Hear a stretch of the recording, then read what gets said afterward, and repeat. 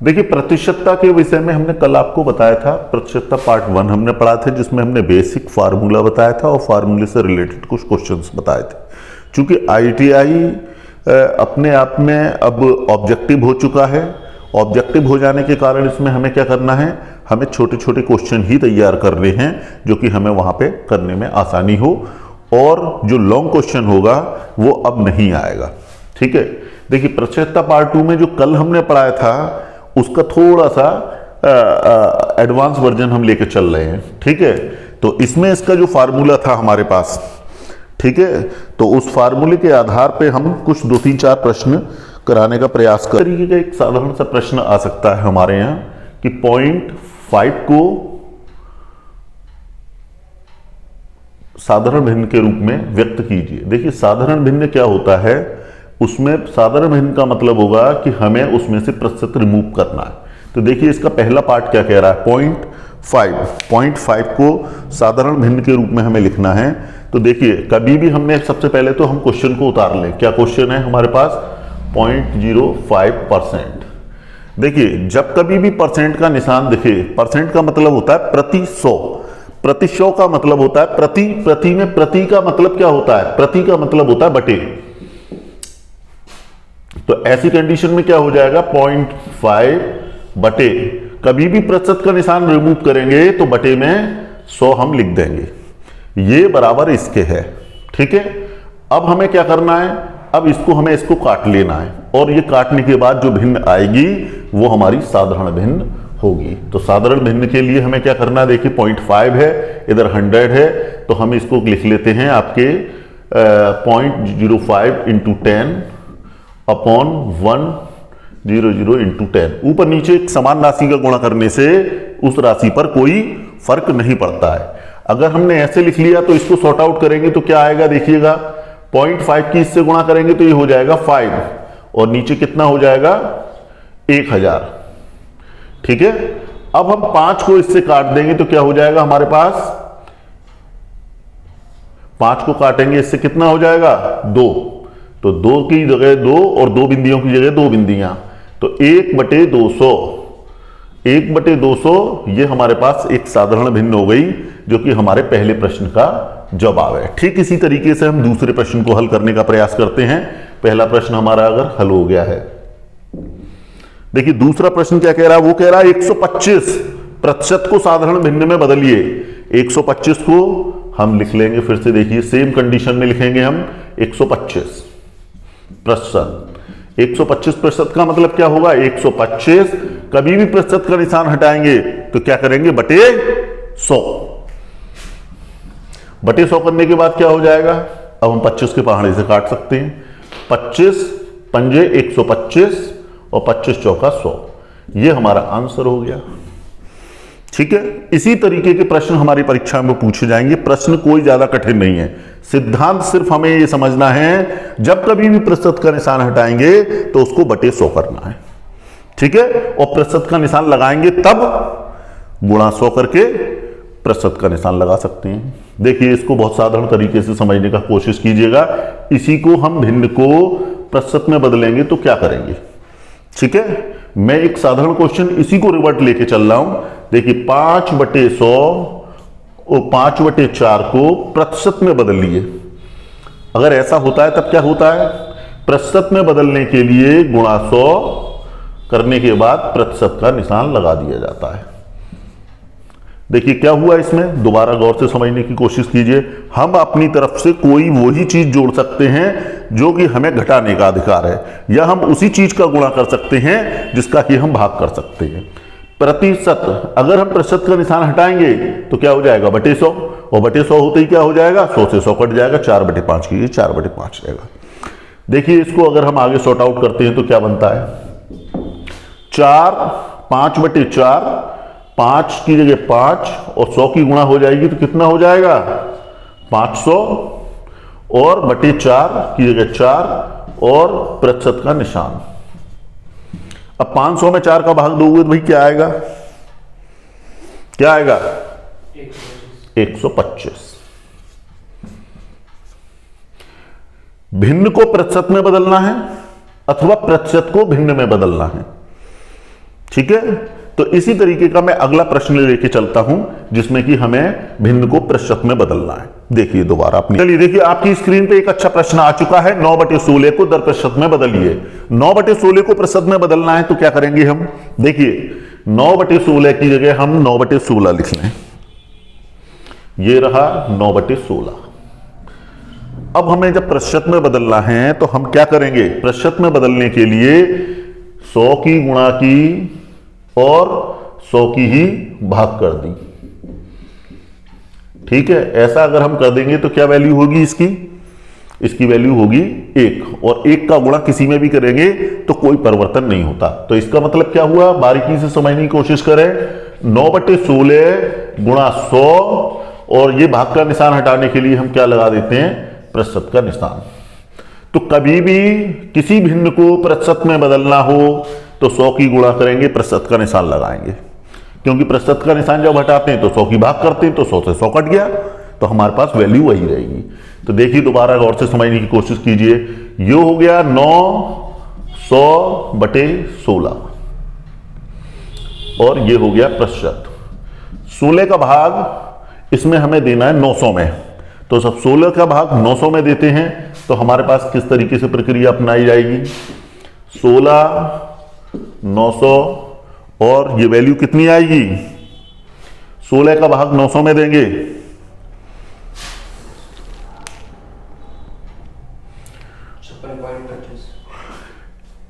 जब इसको हम इसमें भाग देते हैं तो 56 तो हमारा पूर्णांक पूरा आ जाता है और इसमें एक शेष रह जाता है और वैल्यू रह जाती है हमारे पास 4। तो इस तरीके से इसको सॉल्व करने के बाद क्या वैल्यू आ जाएगी, 56 सही 1/4 प्रतिशत। तो ये हमारा क्या होगा, आंसर। क्लियर हो रहा होगा। किसी भी चीज का प्रतिशत निकालना है, भिन्न को प्रतिशत में बदलना है, तो ऐसी कंडीशन में 100 का गुणा करेंगे, 100 का भाग देंगे, 100 का गुणा करेंगे, इससे ये सॉर्ट आउट हो जाएगा। भाग का मतलब होता है प्रतिशत, तो ये प्रतिशत आ गया इसमें। चलिए इसी से रिलेटेड एक क्वेश्चन और देखते हैं जो कि हमें दशमलव भिन्न। चलिए आपकी स्क्रीन पे एक अच्छा प्रश्न आ चुका है, दशमलव भिन्न में व्यक्त कीजिए। दशमलव भिन्न का मतलब है हमें उसका दशमलव में मान निकाल के देना है, जो भी वैल्यू आए हमारे पास।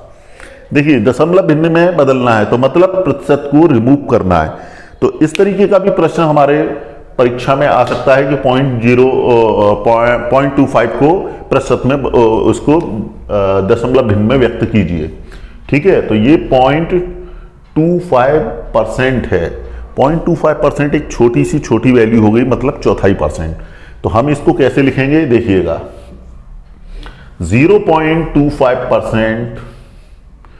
ठीक है, इसको जब हम लिखते हैं तो हमने आपको पहले से ही बता रखा है, क्या बताया है, जब कभी भी प्रतिशत का निशान हटाएंगे तो बटे 100 करेंगे। देखिए 0.25 प्रतिशत का निशान हटाएंगे तो बटे 100 करेंगे। ठीक है, तो ये हमारे पास वैल्यू आ गई इतनी। अब जब कभी भी दशमलव में वैल्यू आ जाए और हमें इसको काटना पड़े तो कैसे काटेंगे, तो सबसे पहले दशमलव को हमें रिमूव करना पड़ेगा, और रिमूव करने के लिए हमारे पास क्या होगा, ये 2 अंकों के बाद दशमलव है, इसीलिए हम ऐसी संख्या का इसमें गुणा करेंगे जिसमें 2 शून्य आ जाएं। समझने की कोशिश करें, 0.25 इंटू 100, 2 शून्य आ जाए, 2 दशमलव के बाद 2 हैं, इसीलिए 2 शून्य वाली संख्या का गुणा करेंगे, और जितने का ऊपर गुणा करेंगे उतने का ही नीचे गुणा करेंगे, ताकि इसकी वैल्यू आपस में क्लैश हो जाए और उसकी वैल्यू पे कोई फर्क ना पड़े। हम कोई भी चीज अपने घर से नहीं जोड़ सकते, ना घटा सकते, ना गुणा कर सकते। जितने का अगर हमने ऊपर ऑपरेशन किया है तो उतने का ही हमें नीचे ऑपरेशन करना पड़ेगा। तो अब आप देखिए कितना हो जाएगा, जब हम इससे गुणा करेंगे तो इसकी वैल्यू हो जाएगी 25। दोनों बिंदियों के कारण ये दशमलव यहां पे आ जाएगा। अब नीचे क्या बचा आपके पास, 1 पे 4 बिंदियां, 10,000। अब 25 को हम इससे काट सकते हैं, 25 चौका 100। तो अब क्या हो गया, ऊपर 1 नीचे 400, और हम 400 का भाग दे दें 1 में तो हमारे पास वैल्यू आएगी दशमलव में। जब हम 400 का भाग देंगे तो हमारे पास क्या वैल्यू आएगी, 0.0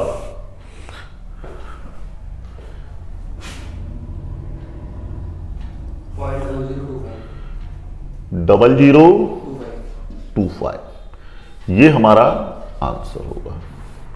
ठीक है, 400 का भाग 1 में लगाएंगे हम। जब 400 का भाग 1 में लगाएंगे तो हमारे पास वैल्यू ये आएगी। तो इस तरीके से कर सकते हैं। अगर हम इस तरीके से ना भी करें तभी भी हमारे पास वैल्यू देखिए कैसे बन सकती है। इसको यहीं के यहीं ऑपरेशन को किया जा सकता है। गौर से समझने की कोशिश करें। हम इसमें ये वाला काम नहीं करेंगे जो गुणा वाला है। ठीक है, अगर वो हमसे केवल भिन्न के रूप में पूछता तो ये हमारे पास यहीं के यहीं सॉर्ट आउट हो जाता। इसको आगे बढ़ाने की जरूरत ही नहीं है। आगे बढ़ाने की जरूरत नहीं है, हम इसको यहीं के यहीं सॉर्ट आउट करेंगे। इस 100 वाला ऑपरेशन को भी नहीं करेंगे। अब देखिए इसमें नियम क्या कहता है। अगर इस तरीके की कोई भिन्न दे रही है जिसमें 100 का भाग जाना है, तो 100 का भाग जाना है तो क्या करेंगे, देखिए दशमलव की जगह दशमलव लगाएंगे और आगे वाला 0, आगे वाला 0, आगे वाले 0 की जगह आ जाएगा। ये 2 अंक हैं, इसीलिए 2 बिंदियां इसके आगे आ जाएंगी और 25 की जगह 25 आ जाएगा और ये हमारा आंसर हो जाएगा। समझने की कोशिश करें। जब 100 का भाग देंगे तो दशमलव के बाद 2 बिंदी और बढ़ जाएंगी। ठीक है, ये प्रश्न समाप्त होता है और मैं अच्छे क्वेश्चन और उठाता हूं। कृपया अपनी अच्छा प्रश्न आ चुका है। 3 किलोग्राम का कितने प्रतिशत 12 ग्राम है? 3 किलोग्राम। देखिए कभी भी जब हम प्रतिशत के प्रश्न करें या कोई भी प्रश्न करें तो इनकी यूनिट समान कर लेनी चाहिए। ये किलोग्राम है और ये ग्राम है। ठीक है, तो देखिए इसमें एक बेसिक फार्मूला है, इसको आप पूरी तरीके से लर्न कर लें। कई बार प्रैक्टिस करेंगे तो आपको समझ में आ जाएगा। देखिए ये का जो है बेहद महत्वपूर्ण पार्ट है। जिससे ये का जुड़ा हुआ है ऑपरेशन हमें वहीं से शुरू करना है। देखिए 3 किलोग्राम बराबर क्या हो गया, 3 × 1000। 1 किलोग्राम में 1000 ग्राम होते हैं, तो हम इसमें 1000 की गुणा करेंगे तो ये कितना हो जाएगा, 3000। देखिए प्रतिशत के प्रश्न करते समय विशेष ध्यान देने योग्य बात क्या है, गौर से समझ लें। इस का ऑपरेशन है। इस पूरी इबारत में का को पकड़ो कहां पे है। अगर हमें का पकड़ में आ जाए तो समझ लीजिएगा प्रश्न सॉल्व हो गया। देखिएगा ये 3000, का मतलब क्या होता है, गुणा। कितने जो हमसे पूछ रहा है हमें नहीं पता है, x प्रतिशत कितना है, 12 ग्राम। अगर आप ये इक्वेशन बना लेते हैं तो ये मान के चलिए प्रश्न हल हो गया। का को उठाया, का की जगह गुणा का निशान लगाया, कितने का उसको सबसे आगे लिखा, कितने प्रतिशत, कितने को हमने x माना, प्रतिशत की जगह प्रतिशत का निशान लगाया, 12 है, 12 है। केवल इस इक्वेशन को बनाना है। इस इक्वेशन को बनाने के बाद हल करना बेहद आसान है। आप देखिए हमारा जो मूलभूत सिद्धांत है, 3000 की जगह 3000 लिखिए, का की जगह गुणा का निशान लगाया, x की जगह x, जब कभी प्रतिशत का निशान हटाएंगे तो बटे 100 बराबर 12। इन 2 बिंदियों से इन 2 बिंदियों को काट सकते हैं, क्योंकि यहां गुणा लगाया। अगर गुणा की जगह प्लस होता तो नहीं काट पाते। इस बात का ध्यान रखेंगे। ये गुणा का निशान लगा हुआ है और भी कोई चीज इसमें आगे पीछे घटी बड़ी नहीं है, तो ऐसी कंडीशन में ये कट जाएगा। तो ये हमारे पास क्या हो गया, 30 और x, ठीक है, बराबर 12। तो x बराबर हमारे पास क्या आएगा भैया, 12। और जो कोई भी गुणा में पदार्थ होता है तो बराबर के बराबर जाने पर वो बटे में आ जाता है। तो कितना हो जाएगा, 30। 30 को 3 के पहाड़े से काट दें तो कितना हो जाएगा, ऊपर 3 चौक 12 और बटे 10। और इसको सॉर्ट आउट कर लें और तो क्या हो जाएगा, 2/5। कितने प्रतिशत है, 2/5। इसको हम लिख सकते हैं 2/5। 2/5 को हम क्या लिखेंगे, इसको 2/5 को हमें इसमें लिखना है 2/5 प्रतिशत। और इसको भी अगर हम सॉर्ट आउट कर लेंगे तो हमारे पास कितना हो जाएगा 0.4% आंसर। दोबारा समझने की कोशिश करें। सबसे पहले इस तरीके के इबारत वाले प्रश्नों में हमें का को ढूंढना है। का हमें ढूंढने में आ जाए तो वो किसके बारे में पूछ रहा है, वो कह रहा है इसके बारे में। जिसके बारे में पूछ रहा है उसको सबसे आगे। का की जगह हमें गुणा का निशान कितने की जगह हमने x मान लिया, प्रतिशत का निशान लगा दिया, प्रतिशत के बारे में पूछ रहा है बराबर 12। हमें इतने का ये प्रतिशत निकालना है तो हमने क्या किया 3000 x की जगह x लिखा, प्रतिशत की जगह हमें मालूम है बटे 100 हो जाता है और बराबर 12 है। जब हमने इसको सॉर्ट आउट किया तो हमारे पास आ गया 0.4%। ये हमारा आंसर है।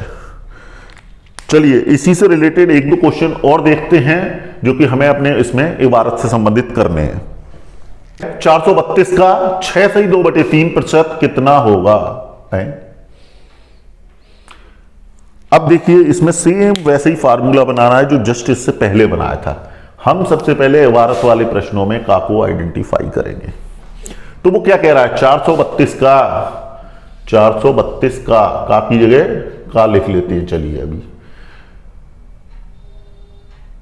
6 सही 2/3%, टेंशन की कोई बात नहीं है। 6 तिया 18, 19 20, 20/3, 20/3% कितना होगा ये हमें नहीं पता है, इसको हमने मान लिया x। ठीक है, ये इबारत हमारे पास फार्मूले के रूप में बन गई तो समझ लीजिए प्रश्न हल हो गया। दोबारा से कोशिश करिए। ये यहां पे लिखा, का की जगह का लिखा, इसको इसकी जगह लिखा, कितना होगा ये हमें पता नहीं है, वो आएगा जो भी आएगा। ठीक है, चलिए 432, ठीक है, का की जगह हमें गुणा का निशान लगाना है। ठीक है, और ये 20/3, प्रतिशत का निशान हटाते हैं तो क्या करते हैं बटे 100 कर देते हैं, बराबर हमें पता नहीं है क्या होगा। ठीक है, अब इसको हमें हल करना है। हल करने के लिए हम 432 में 3 का भाग लगा दें, कितना आएगा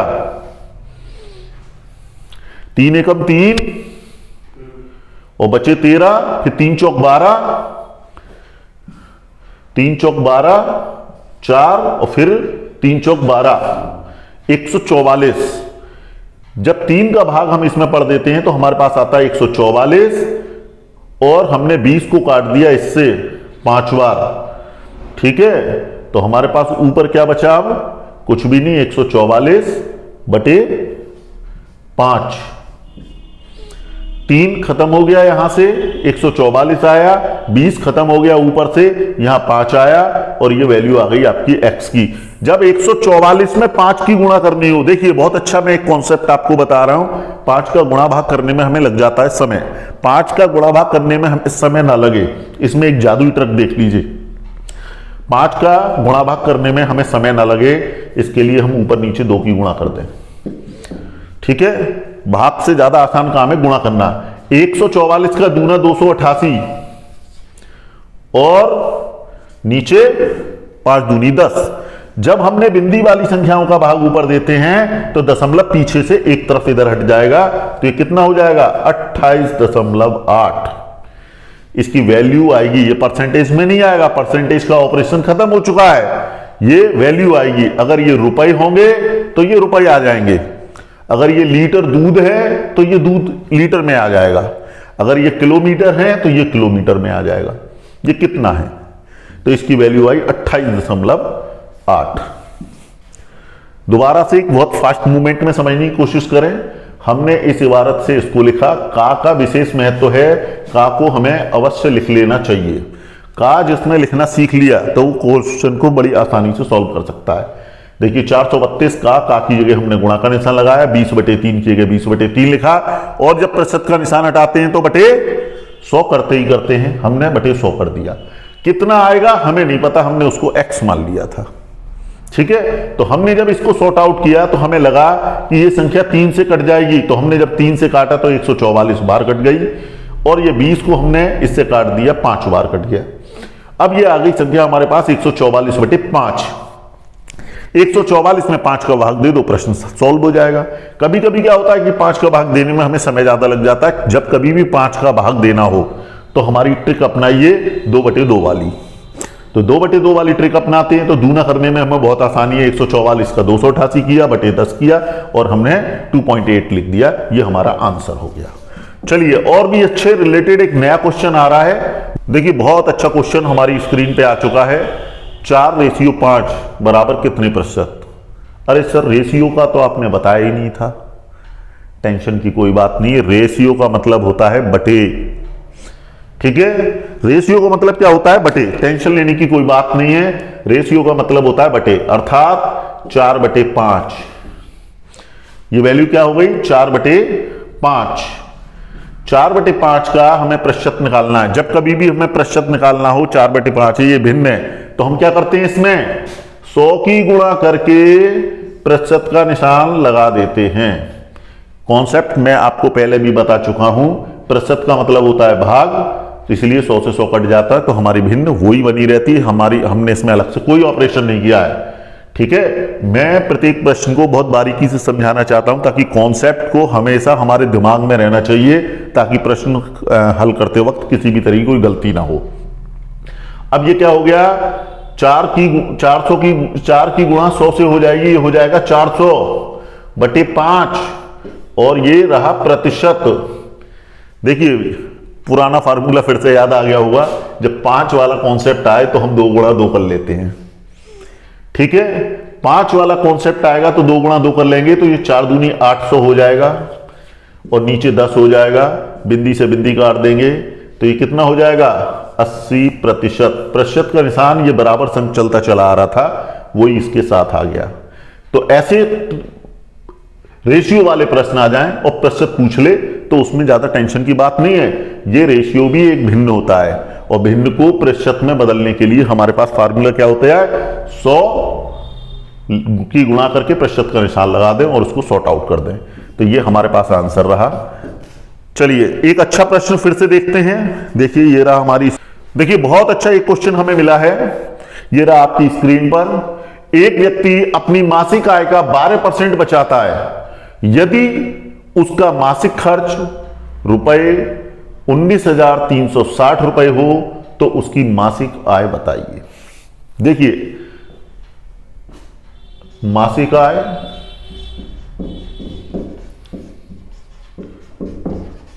बराबर क्या होता है? खर्च प्लस बचत। दो ही बातें होती हैं, जो बचा लिया वो बच गया और जो खर्च कर दिया वो खर्च कर दिया। इन दोनों का ही टोटल मासिक आय होगी। ठीक है, जो भी आपकी इनकम है उसमें से जो आपने खर्च कर दिया, जो बच गया वो आपकी बचत। वेरी सिंपल है, कोई इसमें रॉकेट साइंस का फार्मूला नहीं है, एक सामान्य सी बात है। ठीक है, आय बराबर खर्च प्लस बचत। अब इसमें देखिए हमें क्या चीज चाहिए? एक व्यक्ति अपनी मासिक आय का 12% बचाता है। ठीक है, कोई बात नहीं, बचाओ अपना। यदि उसका मासिक खर्च इतना है तो उसकी आय बताइए। सबसे बड़ी बात है उसने आय पूछी है, तो आय बराबर हमारे पास क्या आ जाएगा? तो उसकी आय बताइए। तो हमारे पास आय उसकी कितनी होगी? हम उसकी आय में ये दोनों चीजें जुड़ी हुई होंगी। ठीक है, अगर उसने खर्चा कितना कर दिया है, बचाता कितना है? 12%। ठीक है ना, और आय कितनी होगी? परसेंटेज में कोई भी आय अपने आप में पूर्ण आय होगी। तो उसका खर्च कितना हुआ? 88। हमने क्या किया? इस 12 को 100 में से घटा दिया। ठीक है, 88%। हमने इन तीनों चीजों को ज्ञात कर लिया। आय पूरी होगी, ये इतना है, ये इतना है। ठीक है, अब गौर से समझिए, जो इबारत बनाना हमने पहले आपको सिखाया था वही काम हमें इसमें करना है। ठीक है, अब ये हमारे पास क्या है? मासिक खर्च। देखिए जो हमारे पास स्टैटिक्स दे रखी हो तो हमें उन्हीं स्टैटिक्स का इस्तेमाल करना है। गौर से समझने की बात क्या है, हमारे पास केवल इस पूरे उससे एक समीकरण बनेगा। एक समीकरण अगर बनता है और उसमें 3 चीजें हैं तो 3 में से 2 चीजें हमें ज्ञात होंगी, तभी हम तीसरी चीज ज्ञात कर पाएंगे। जैसे कि 1 2 3 चीजें हैं, 3 में से कोई सी 2 चीजें आपको मिल जाएंगी, तो आप जोड़ घटा के एक लास्ट चीज जो बच रही है उसको आप ज्ञात कर सकते हैं।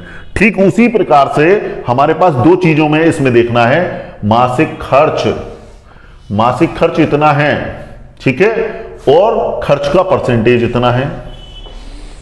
अगर ये चीज हमें आइडेंटिफाई हो जाती है तो हम इसकी टोटल की वैल्यू निकाल सकते हैं। देखिए गौर से, ये कहना चाह रहे हैं कि 19,360 का 88%,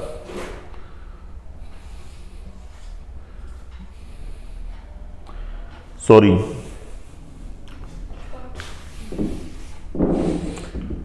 देखिए कुल आय को हम क्या मान लेंगे, इसको, ये हमारी कुल आय है, इसको हम x मान लेंगे, ठीक है। हमारी कुल आय कितनी है, x। अब यहां से देखिए एक समीकरण हमें बनाना है, कुल आय का x का 88% कितने रुपए हैं, 19,360। समीकरण बस बन जाए तो समझ लो प्रश्न हल हो गया, ठीक है। हमारे पास क्या चीज ज्ञात नहीं है, वो ये ज्ञात नहीं है, x आय कितनी है हमें नहीं पता। ये हमें मालूम है x का 88% वो खर्च कर देता है, जो कि रुपीस में कितना बैठता है, वो ये बैठता है। वेरी क्लियर है। इसका 88% वो खर्च करता है, जो कि इसके बराबर है, ठीक है। बराबर है तो हमने बराबर लिख दिया, 88% खर्च करता है, 88% लिख दिया। कुल को हमने x मान लिया और इतने के बराबर हमने लिख लिया, ठीक है। इस पूरे प्रश्न में से इक्वेशन बनाना सबसे महत्वपूर्ण काम होता है। जिस विद्यार्थी ने इक्वेशन बना लिया उसका सॉल्यूशन डन हो जाएगा। अब देखिएगा, x की जगह x लिखेंगे, गुणा की जगह गुणा लिखेंगे, 88 की जगह 88 लिखेंगे। प्रतिशत का निशान जब भी हटाएंगे तो क्या करेंगे, बटे 100 और बराबर 19360। अब देखिए हम इसको सॉर्ट आउट करेंगे। सॉर्ट आउट करने का बहुत सीधा सा सिद्धांत है, बराबर की चीजें हैं, ठीक है, और ऐसी कंडीशन में कोई भी चीज इसमें घट या जुड़ नहीं रही है, तो ऐसी कंडीशन में हम कैची का गुणा करने के लिए एंटाइटल्ड है। अब हम क्या करेंगे, कैची का गुणा करेंगे। कैची का गुणा करेंगे तो जिसके बारे में हम जानना चाहते हैं उसको सेपरेट करेंगे। देखिए 19,360 ये वैल्यू आपकी यों की त्यों उतार ली। जब कैची का गुणा करेंगे तो नीचे वाली वैल्यू ऊपर जाके मल्टीप्लाई करेगी, जो कि कितनी होगी 100, और 88 आएंगे नीचे। अब देखिए इसमें एक विधि अपनाई जाती है कि ये एक ऐसी संख्या है, पता नहीं इसमें कितनी बार भाग जाएगा। आप यहां से पीछे से देखना चालू करिए, ये कितना है, बोले भाई ये 6 लिखा हुआ है, ठीक है साहब। अगर ये 6 लिखा हुआ है तो हम इसको देखते हैं 8 के पहाड़े में 6 कहां आता है, तो 8 दूनी 16, तो इसका मतलब है कि ये 2 के डिविजिबल है, 2 से भागित होने वाली है। तो हम प्रयास करते हैं इसका दूनी से करने का, ठीक है। तो ये कितनी बार चला जाएगा इसका देखेंगे भाग करके इसमें, तो ये जाएगा 22, ठीक है। ये कितनी बार जाएगा, 22 बार, 22 और ये एक 0, तो ये आपके पास कितने बार आ गया, आपके पास हो गया 2 2 0 और 0 0, 22,000। तो x की वैल्यू कितनी निकल के आई, 22,000। और वो पूछ क्या रहा है, उसकी मासिक आय बताइए। आय हमने कितनी मानी थी, मासिक आय, मासिक आय कितनी मानी थी, x। तो हमारे पास x की वैल्यू निकल के आ गई 22,000। तो ये रहा हमारा आंसर। फिर से समझने की कोशिश करें, बहुत शॉर्ट में बहुत जल्दी से मैं बताने जा रहा हूं। हमारे पास टोटल बचत कितनी थी, इसको कि हमने मान लिया, सॉरी आय को हमने मान लिया x, खर्च प्लस बचत, ये एक हमारे पास फार्मूला बन के आ गया, ठीक है। खर्चा 88% किया, 12% बचत की, तो टोटल कितना हो गया 100%, ठीक है। तो ऐसी कंडीशन में हमारे पास जो चीज दे रखी होती है वैल्यू में, हम उसी से रिलेटेड चीज को निकालते हैं, ठीक है। तो हमने इसमें देखा ये 88% है, ये जो खर्चा है, ये खर्चा है कितना है, 88% है। कितने का? टोटल आय का। टोटल आय का 88% इतना है, तो हम टोटल आय निकाल लेंगे। ठीक है, तो टोटल आय निकालने के लिए वही पुराना कॉन्सेप्ट अपना है और हमने इसका आंसर निकाल दिया। ये प्रश्न समाप्त होता है और आगे से एक नया चैप्टर लेंगे कल और नई बातें होंगी, और इससे रिलेटेड कोई भी क्वेश्चन अगर बनता है तो कृपया हमें जो है कमेंट कीजिएगा। धन्यवाद।